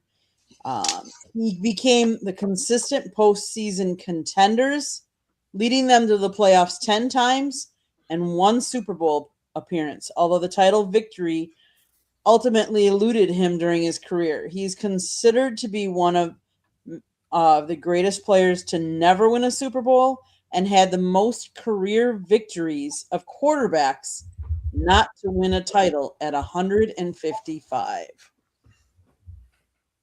And that's where I'll leave it. Okay, well, let Marvin pick it up. Yeah, in regards to Marino, like I was saying, I mean, he's one of the greatest of all time. I'm very familiar with him as a Jet fan, and I grew to have admiration for Dan. My first NFL game ever was against Dan Marino and Jimmy Johnson and Jason Taylor, and I remember coming out there and just being against my first game. So I'm a little bit in awe of the fact that it's Dan Marino, and I was in the 4th and 5th grade watching this guy play. And he was awesome, man. He was an awesome player. He had a phenomenal career. It really is unfortunate that somebody as good as he was didn't get a championship. I'm a diehard Jet fan, but I love the game. And I love our great players. So in regards to Dan Marino, in Pittsburgh, like I said, I'll say it was possible for him to get a championship out there just because he is who he is. And he probably would have benefited from more of a run game, more of a run-based offense. But it is what it is. He didn't get it done. He'll go down as one of the best of all time. But one of the best of all time with an asterisk because he doesn't have the ring. You want me to speak on Tomlin as well? Yeah, you might as well go ahead. Let's get them both. Yeah, listen, it really broke my heart today to see Mike Tomlin leave. The NFL, I mean, the game has really evolved and changed. You know what I'm saying? When I was in the NFL in 1999, every team needed to have a fullback back then. You probably had half the league had fullbacks, half the league didn't have fullbacks, okay? And it was just a different game. This was way before the concussion and the hits to the head and all that stuff. This is when the game was raw. Mike Tomlin is a raw dude to me. I think he's an old school coach. I'm not saying he's not for the safety and all that stuff, but he has an old school mentality. And you get that, like Ben was saying, just from what he was doing at the podium. His post-game news conferences were phenomenal. He'd get straight to the point. He'd tell you what it is. He'd give you a different perspective. He'd always say it a little bit differently. And we all appreciated that, because he was a hard-nosed coach. He was everything that the Steelers head coach should have been and should be. And I loved it. And you don't see a lot of these guys anymore like him. He's an old school dude with an old school approach. Nowadays, you got the Sean McVays and the LaFleurs and all the offensive gurus, and the game has evolved to 11 personnel, no fullback, a bunch of receivers, and the Steelers were doing that too on Mike T. But still, at his core, he was a hardcore dude, man, and he would definitely be missed for sure by Steeler fans who could appreciate him, but football fans all around. Who had love for his approach like I did. It's really, to me, unless he comes back, which I hope he does at some point with a team, it's really a loss for the NFL and a loss for NFL fans that he's out the game. Great points, Marvin. All right, Katie, give me your 2 cents in rapid fire format about, obviously, Mike Tomlin. Mike Tomlin coached for 19 years. He led them to 13 playoff appearances. That means they only missed in 6. How many teams have never made it to the playoffs or never made it to the Super Bowl? In today's day and age, everybody wants the Super Bowl or bust. And if you don't get that far, then you're gone. Mike Tomlin had a great career. I hope it's not over. But again, the times have changed so much. And what I would encourage anybody to do, if you've listened to what Aaron Rodgers said at the end of his press conference about Tomlin and LaFleur and how things have changed, I would highly encourage you to go out and seek that. Hey, Mel, both topics. Yeah, I mean, Dan Marino, if I was 7'2" and was starting center for the Lakers, my life would be different too. I might have won a couple championships. We can all do if I wish and all this kind of stuff. But the fact of the matter is, he went to the Super Bowl his rookie year, I believe it was, and he thought it was easy. He thought it was going to be easy. And Marvin knows, man, it's hard to win football games in the NFL. A lot of things have to go right, man. in order for you to win a lot of football games in the NFL and then, win games in the tournament. And it was just unfortunate for him that he never got an opportunity to get back to the Super Bowl. With Mike Tomlin, you have to trust that Pittsburgh is probably going to hire the right guy based on their previous hires. With Chuck Noll and then Bill Cowher and then Mike Tomlin, all of them have been there for a very long time. It's going to be difficult to watch Pittsburgh, and I've never been a Pittsburgh Steelers fan. When you're growing up in the 70s, you were either a Steelers fan or you're a Cowboys fan. So I was always a Cowboys fan. I like Tony Dorsett. Never liked the Steelers, but became a fan of the Steelers because of Mike Tomlin. It's going to be different, obviously. For the past almost 20 years, we've watched Mike Tomlin grace that sideline and do it with such class and dignity and strength that we haven't seen. And to see him somewhere else, or even if he's in television, which he would do a great job in television, he'd come in here and take Marvin's place anytime. He's going to land on his feet somewhere and do a very, very good job. I'd like to see him go back in coaching, but he's going to take the right job. I don't know what job is the right job right now. He only knows that, but I think he would look good down there in Miami. I think he would look good with the Raiders, but the Raiders is kind of a cluster. But I think he would look good in that silver and black, and I think he would look good down there in Miami as well. But it's difficult to see him go. But to get 19 years in this profession when some guys don't even make it a full year, that's saying a lot about the type of man that he is and the type of coach that he is and the type of leader of men that he is. I mean, Mike Tomlin is a man's man without question. Tommy? Yeah, one of the things to remember about Marino and John Elway is they came out in that same draft. Elway was the first pick, and Marino was one of the last picks for reasons that Marvin already mentioned. There were drug rumors about him that were unfounded. But Marino stepped in right away and was a star. Elway struggled for a couple of years, maybe even 3. I remember one game against the Chargers when he lined up behind the guard, and the center had to tell him to move over. So Elway took a little while to adjust. I would have to. I don't have a problem with Marino saying that, and I speak for a little bit from experience because I remember in '94 the Steelers were the number 1 seed, home field advantage. And the Chargers went to Pittsburgh, and they beat the Steelers, and that's the only time the Chargers ever went to the Super Bowl. Neil O'Donnell was the Steelers quarterback. Right. And it was like the final score is 17-13, and the Steelers had like a 4th and goal from the 5, and Neil O'Donnell's pass got knocked down. Maybe Marino completes that pass. Maybe they score more than 13 points, 20 points, whatever. But the thing is, the Chargers went to the Super Bowl and they got blitzed by the 49ers. So Marino probably would have lost again to the 49ers. He lost to Montana the first time, and then he would have lost to Steve Young the second time. But I don't have a problem with Marino saying that because I think it's very possible. The Steelers didn't really have a good quarterback for a few years there until they drafted Roethlisberger. Right. As for Tomlin, I'm kind of glad in a way that he decided to step away because the Steeler fans don't deserve him, and the Steeler roster didn't deserve him. He got the most out of that team. I won't be surprised if they're a losing team next year. They have a losing record, and then the Steelers fans can chomp on that. Yeah. And maybe the Steelers won't be the franchise they've been with 3 coaches for 56 years. They might be flipping coaches with losing seasons in the near future here. Yeah, before I turn over to Steven, you know what? I'll make my comments short as I'm capable of. I already said what I said about Marino, so I don't have nothing more to say about that idiot anyways. But Tomlin, they're gonna be looking at possibly losing seasons. Life is going to be tough after Tomlin. All right, Steven. Well, I think it's an absolutely redundant hypothetical, but I'm going to play your game anyways. In the 80s, there's no way in this good green earth that he would have been able to take that Steelers franchise to do anything. Right. Now, however, as Tom was already mentioned, they had a couple opportunities there in the back end of the 90s. I do believe with those early to mid '90s Steelers that he'd have been able to put something together. We're still talking hypotheticals here because he didn't have a wide receiver core. They didn't even get a running back in there until Jerome Bettis that they had since Franco Harris.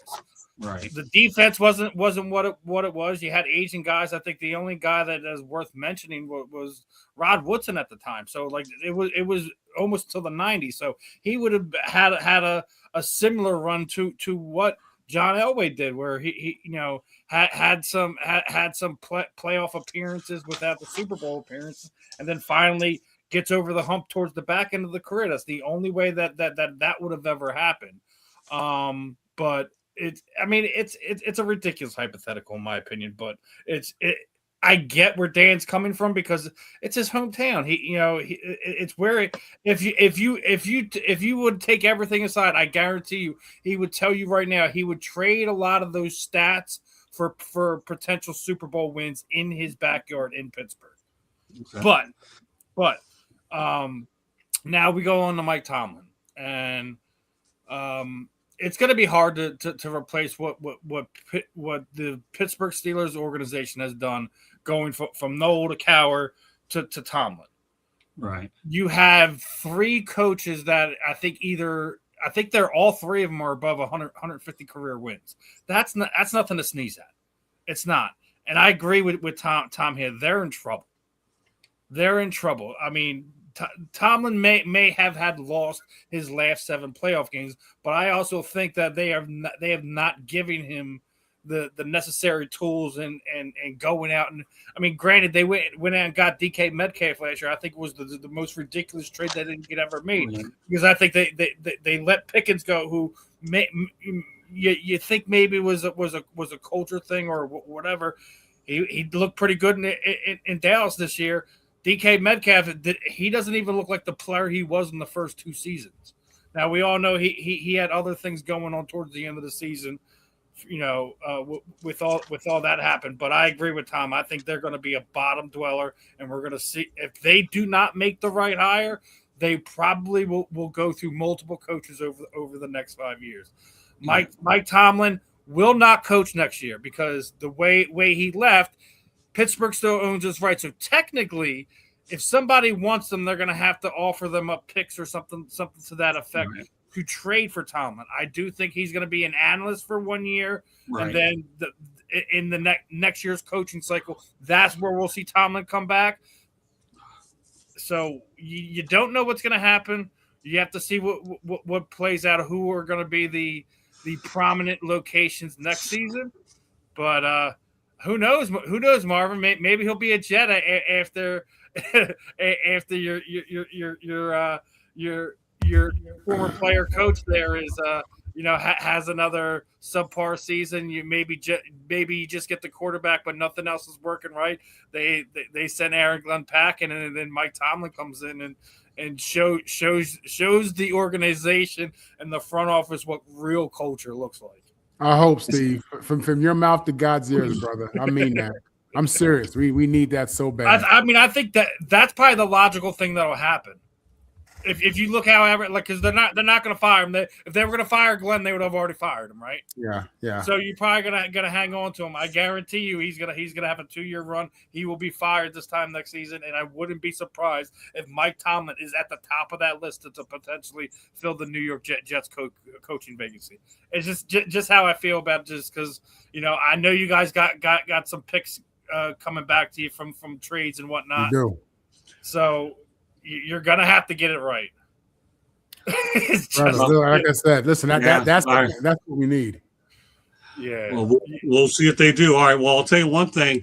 Let's talk about wild cards and teams in their history, because the 7 wild card teams who have won the Super Bowl include the 2020 Buccaneers, the 2010 Packers, 2007 Giants, the 2005 Steelers, 2000 Ravens, 1997 Broncos, 1980 Raiders. We'll make this a rapid fire question, and I mean rapid fire.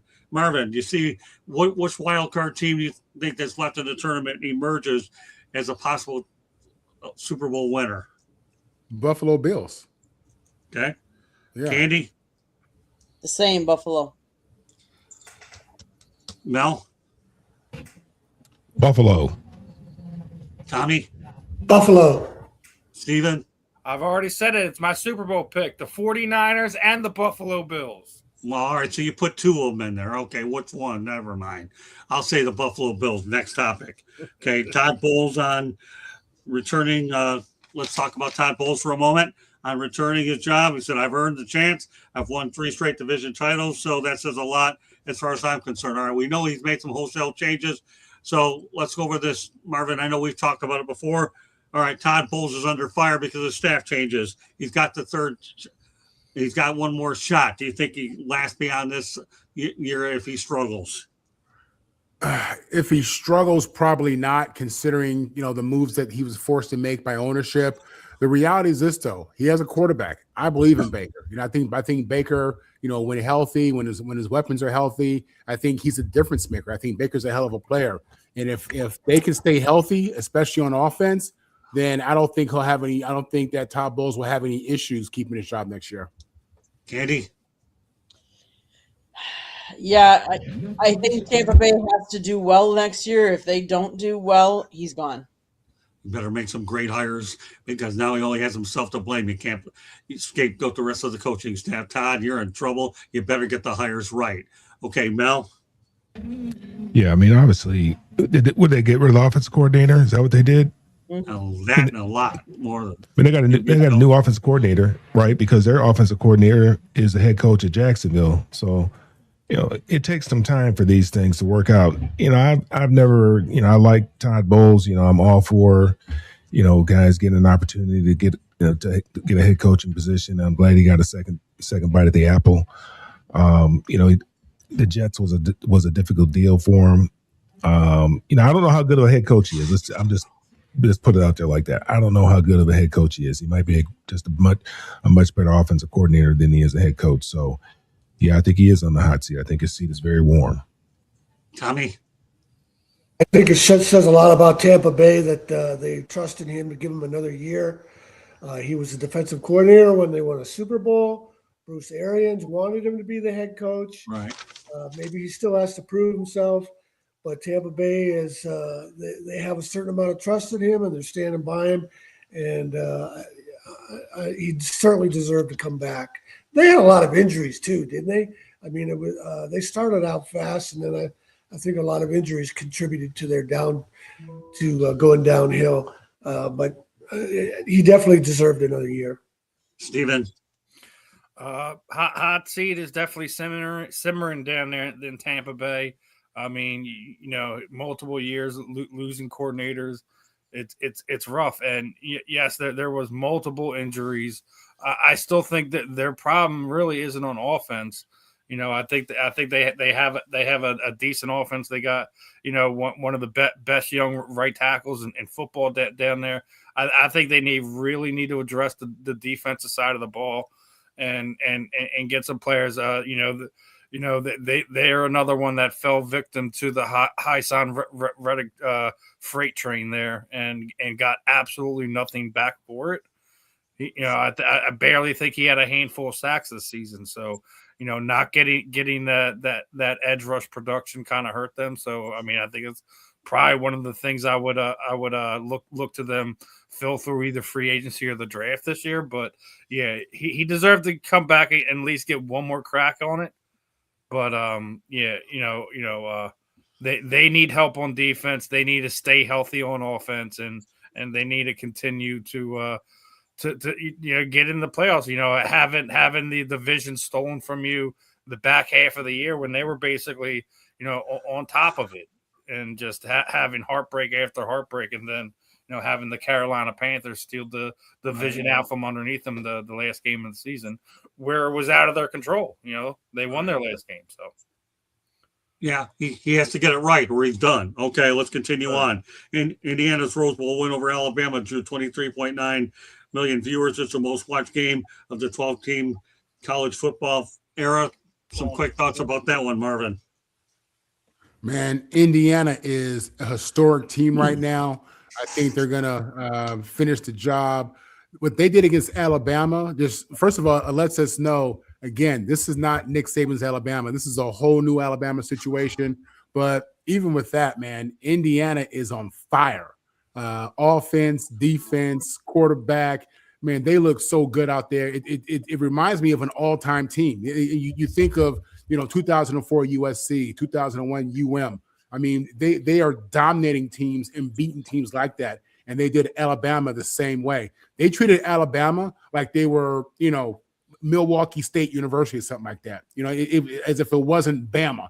So I was highly impressed. I was one of the 23 million people watching the game, and just in disbelief of how this Alabama program just got dragged.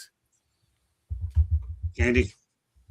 Yeah. It's just kind of crazy how it all came about. And I'm sorry, I lost my train of thought. Go on to Mel. All right, go ahead. So the question was about Indiana. And, Well, I'm just talking about the Rose Bowl. That's all. I mean, all it did was the draw Rose a record Bowl. Okay, the Rose 23.9 Bowl, million viewers. Pretty good stuff, isn't it? I've been telling people, I've been watching Alabama for a while. Indiana for a minute. And they're the best football team in the country without question. And what they did to Alabama, like Marvin said, made them look like they were just, they weren't Alabama. This is not the Alabama that we've been accustomed to for the last number of years with Nick Saban being there. The other team in red and white looks more like the Alabama that looks more like a team like Alabama that we're accustomed to. And it's a great story too. It's a great story. A program that has never done anything in their existence since they've been around, and doing the things that they're doing right now. It's great for college football. It's good for college football. Marvin, don't you dare say a word. Don't you dare. I see it in you. Keep your mouth shut. There you go. All right, Marvin. Hey, listen, 23.9 million watch this game. It shows you that it looks like Indiana sold this one well, and the Rose Bowl is better off because of it. All right, Candy, did you regain your train of thought real quick? I did. I mean, Indiana just they were firing on all cylinders. There wasn't one phase of the game that they didn't look good in. And on the stage that so many people could watch, Indiana is no longer just a basketball school, and they're proving it to everybody. Kirk Cinetti has got them firing on all cylinders, and Miami better watch out. So, Tommy, how do you like those numbers for the Rose Bowl featuring Indiana?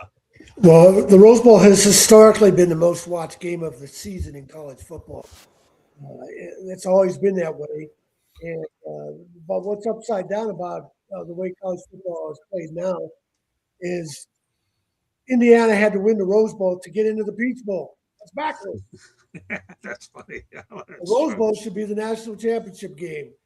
And I like that. Historically, it's been the most watched game. And that's why the Big Ten and the Pac-8 had that exclusive contract. It's why African Americans adopted Michigan State as their team when they saw the Spartans in the 54 and 56 Rose Bowl with multiple black stars, all American players, when every other team was virtually all white. So, and that was because the Rose Bowl was one game that everybody watched. Marvin, how many of those did you play in? Rose Bowls? Yes, sir. I played in one, and I won one. More importantly, Candy, we got to make sure we read these comments from Eddie. Eddie has some good stuff up there, man. Go ahead. Real quick. And I got two topics I want to get to, including the Michigan State one. Candy, don't read those comments. Yeah, this is killing them. All right, go ahead, Steven. I have two more topics. I could care less about the numbers. You can go talk to the NCAA executives about the numbers. It's absolutely meaningless. What football fans actually care about is what's going on in the game.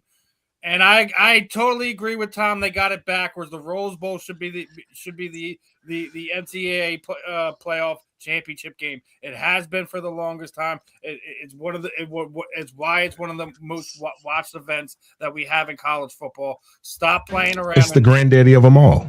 Exactly. Let's switch that around and make that happen. You all want to change all this stuff around, right? So make that happen. But I said it a few weeks ago. Marvin remembers when we were doing our little early predictions.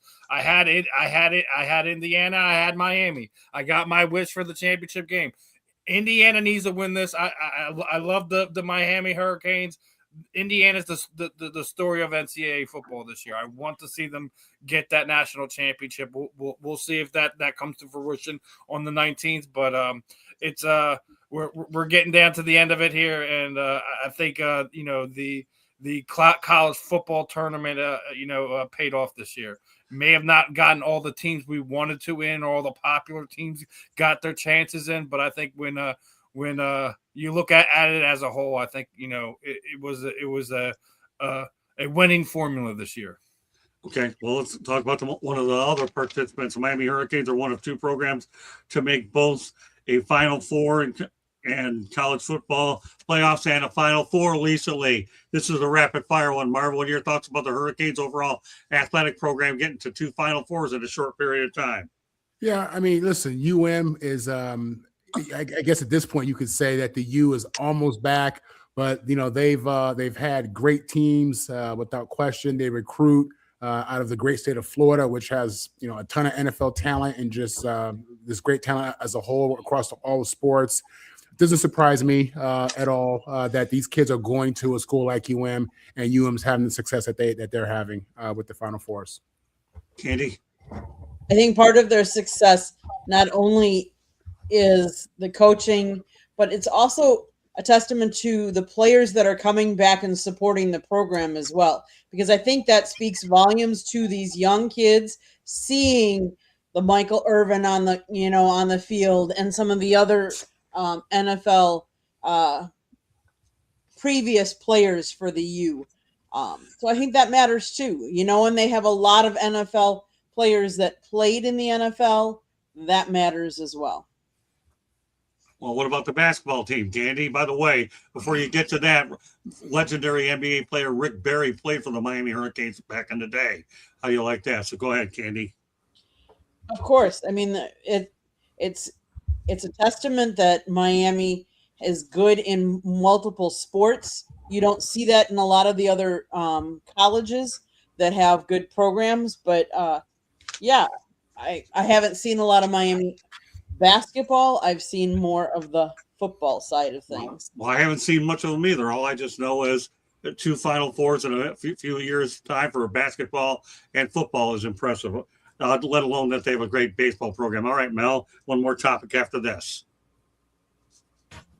Yeah, I guess that's impressive. I mean, I think other schools have done it right, but maybe not in the last few years. But I mean, that's nice. I mean, it's nice to hang on your resume, I guess. But we're gonna see what happens here on the 19th and see if they can finish the deal. Well, it's foreign territory for the Miami Hurricanes, having both of them. It's usually football. All right, Tommy. I kind of expect Indiana to do to Miami what they already did to Alabama and Oregon. Miami could have easily lost that game to Mississippi. They had those stupid penalties that allowed Mississippi to get in position to score. And then on that last play, could have easily called pass interference and put the ball to 2-yard line and that one more untimed play. So I expect Indiana is so efficient and so clean. I expect Miami to make enough mistakes that Indiana will beat them.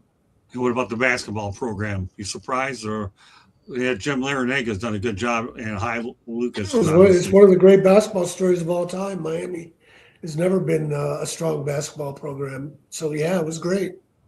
All right, Steven, you have the final word if you want to say much about this one. Listen, everyone knows that Miami's known for football. So the fact that they've made a Final Four in basketball is definitely a testament to the changing culture down there. So we'll see if that's something that they're able to sustain. I'm not willing to place any bets on it, but like I said, they made the best of their opportunities in football this year. They're in the Final Four. They're actually going to be at home if you think about it, because where the game's being held. So they're probably going to get embarrassed in front of their hometown fans. Yeah, Hard Rock Stadium. I've had a lot of great memories there. Seen a couple Super Bowls as well. All right, Katie, is there something you want to add real quick? I do want to add rest in peace to former Miami Hurricanes coach Bill Courtney, who died at the age of 55. Thank you, Candy. Mhm. All right, last topic of the night, especially made for Tom Shanahan, the most recent writer, South Florida Tribune. Portal commit Michigan State has landed UConn transfer running back Cam Edwards. Edwards is one of the most productive backs in portal, 1,240 yards, 15 touchdowns in 2025. He has over 2,000 career rushing yards. And when we saw him against FAU, he had 101 yards, 16 carries, and 2 touchdowns on November 22nd. Tommy, what are your thoughts about Cam Edwards taking his wares up to East Lansing and joining Mr. Fitzgerald? Well, I think Michigan State has filled a lot of holes, and that includes the offensive line. So Cam Edwards might have seen the offensive line. One of his teammates, one of the best left tackles in the country, also from UConn, also is going to Michigan State. So I think that probably has part of it. Real happy with the way Pat Fitzgerald has hit the ground running, not only finding guys in the transfer portal, but filling needs. They lost their coach too, right? UConn, right. Right. Perfect time for a Shanahan report. Go ahead and spit it out there, Tommy. Yeah, I recycled on one of my old stories about Martin Luther King speaking at Michigan State in 1965, since Monday is Martin Luther King Day. Put that up on my homepage, on the front page. In November of 1964, Martin Luther King picked up the Nobel Prize Award in Norway. In February, he spoke at Michigan State. And then in March and April, he had the marches in Selma that he led. What was interesting about his speaking at Michigan State in February of 1965 is it was a fundraiser for Michigan State student government. They were sponsoring students to go down to Mississippi in the summer to help register voters, summer of 1965. That's only 1 year after Cheney, Goodman, and Sweeney were murdered in Mississippi. But there were still lots of people willing to go down there and support the civil rights movement. And one of the things Martin Luther King said at Michigan State, and he said it in other speeches, and there's a 2-minute clip that you can listen to, you can click on. He talked about how people, were frustrated by all the protests, and they wanted everything to just calm down and be more patient.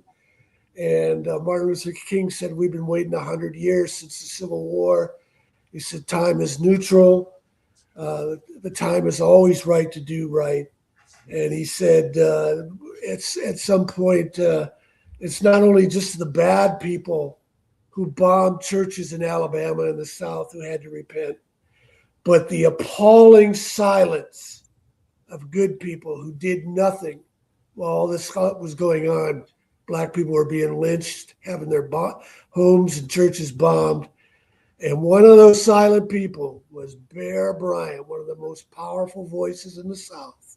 He had the law of the land on his side when Alabama's campus was desegregated in 1963. He didn't recruit a black player until 1970. And Alabama was the 7th of 10 SEC schools to do so. Schools with coaches with less job security than Bear Bryant stuck their neck outs long before him. Okay, let's continue. Tom Shanahan dot report. Shanny 4055 is my and he writes for us when he gets a chance, and glad to have him on as a writer as well as a fixture here on Inside the Pigskin. All right, around the horn, Marvin, let everybody know how they can get a hold of you. You can get a hold of me, social media, Marvin Powell III, Marvin on the mic. You can catch me with the South Florida Tribune Tuesday evenings, Wednesday mornings, twice, Wednesday evenings, Saturday mornings with Scott and this guy, Mel Farr Jr. And you can catch me, here we go, roundtable.com. We have the Nets Roundtable, we have Jags Roundtable, we have Bucks Roundtable, and we have Kings Roundtable. Thank you, Ms. Ken. Nat, so you're talking about basketball, Marvin? Yeah, he just talked a little At a high level, Mel. At a high level, yes. Yeah. Also, next programming note: next Wednesday, Marvin, the Motor City Madmouth, and Marvin and on the mic show return next Wednesday. So we'll go ahead. All right, Stephen, real quickly, what do you have on tap for tomorrow night? as well as we got a lot. I'm a busy person this week, so I already said it once on the network within the last handful of days, but Scott is going to allow me a special interview tomorrow night as we're going to be talking to former Philadelphia Phillies pitcher who threw a no-hitter for them. Mr. Tommy Green's going to be joining us. I also have 2 different combat sports interviews at the end of the week. I'm going to be joined by just signed his Knucklemania contract for February 7th here in Philadelphia. Travis the Animal Thompson is going to be joining us, and the brother to BKFC, owner and founder Damon Feldman is going to be joining us. He also founded Celebrity Boxing, and they just recently launched his Extreme Fighting Championships as well. So Damon's going to be joining us Sunday morning for a talk. So we got a lot of fun stuff going on here on the South Florida Tribune, my friends. All right, Candy, one more station break. We're done. South Florida Tribune Publishing Company published a book, Lessons from the Microphone, Tuning into the Enduring Wisdom of Visionary Leaders. It is written by our host, Scott, the Motor City Madmouth Morganroth. Talks about his 40-plus years in the business. It is available on Amazon, Barnes & Noble, Kindle, Google, and Apple Books. Watch for the audiobook coming shortly. There's also a link on our website, www.southfloridatribune.com, where there's a plethora of great content, so go check it out. If you like to listen to podcasts, you can find us wherever you get your podcasts. If you see that red subscribe button in that lower right-hand corner, click it, like us, share us with all your friends and family, and then turn on your notifications. Or if it's easier to take the QR code, go take that QR code and hit the subscribe button. Give us some love. Thanks to everybody in the chat room. One last plug. If you missed it earlier tonight, Tuesday nights, 7:30, the Chicks podcast. It's me and some girls all talking sports primarily. All right. Well, we want to thank Ben True for being on earlier. We want to thank Marvin, Paul, Candy, Mel, Tommy, and Steve Reichel, who's going to have the prime time tomorrow night. So, and the Sports Exchange will be the early show, and Stevens will be later. So, want to thank everybody for joining us on this edition of Inside the Picton. And of course, Saturday we'll always have a great show. Lots of other good programs on the network as well the rest of the week. So, meanwhile, everybody enjoy your night, enjoy the football. We'll have more hay and a whole lot more to say. Peace on behalf of Marvin and the rest of us. Take care, everybody. We'll see you and watch our program. Lots of great stuff the rest of the week and into next week. Take care, everybody. God bless. And also, one last thing, Candy and I will be covering the Senior Bowl at the end of the month. Looking forward to our coverage out there as well. That does it. Good night, everybody, and thanks for joining us.